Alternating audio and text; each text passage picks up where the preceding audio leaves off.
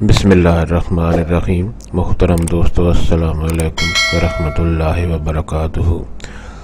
امید ہے دوستو آپ خیریت سے ہوں گے اور اللہ تعالیٰ کے فضل و کرم سے ہنسی خوشی زندگی گزار رہے ہوں گے۔ ہماری بھی یہی دعا ہے کہ اللہ تعالیٰ آپ کو ہمیشہ خوش و خرم رکھے اور صحت مند زندگی عطا فرمائے۔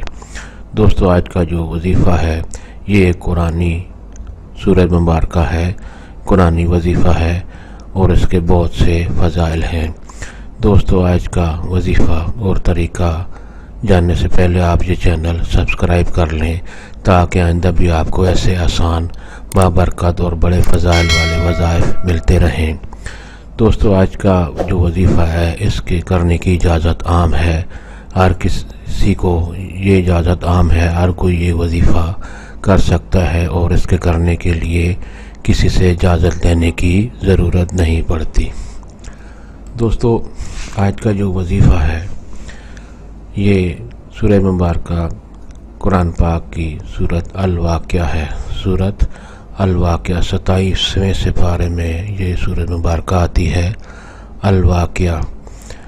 اور اس کا طریقہ یہ ہے کہ روزانہ عشاء کی نماز کے بعد عشاء کی نماز کے بعد اس کو پڑھنا ہے، باقاعدگی سے روزانہ عشاء کی نماز کے بعد سورہ واقعہ پڑھنا ہے۔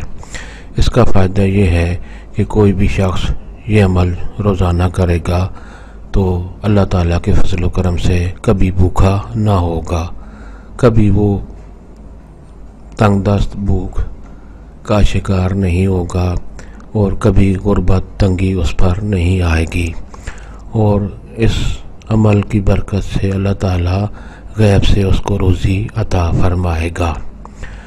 دوستو، اس کے فضائل ایک بار پھر سن لیں۔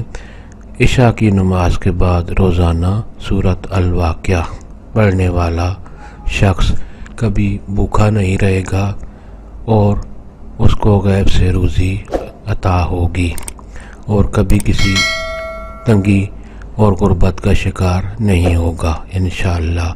دوستو، اگر آپ کو یہ وظیفہ پسند آیا ہو تو ثواب کی نیت سے اور دوستوں سے بھی شیئر کریں۔ اللہ تعالیٰ آپ کو ہمیشہ خوش و خرم رکھے، آمین۔